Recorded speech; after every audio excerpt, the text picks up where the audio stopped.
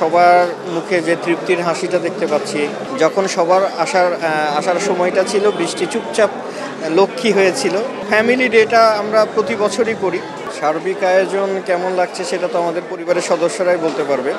তবে সবার মুখে যে তৃপ্তির হাসিটা দেখতে পাচ্ছি, অনেক দিন পর একসাথে যে সবাই মিলেছে, একসঙ্গে যে আড্ডাটা চলছে, যে শেয়ারিংটা চলছে, এটা দেখেই তো ভালো লাগছে। আজকে বৃষ্টি কোনো কিছুই দিতে পারেনি, বৃষ্টি আনন্দই দিয়েছে।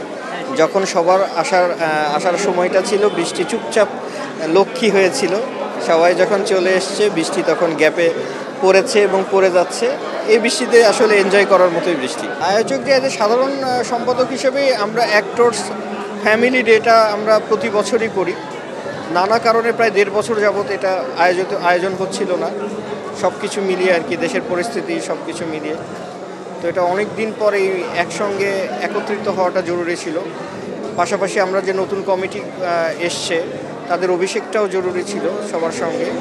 তারই তো ফলশ্রুতিতে আজকের অনুষ্ঠান।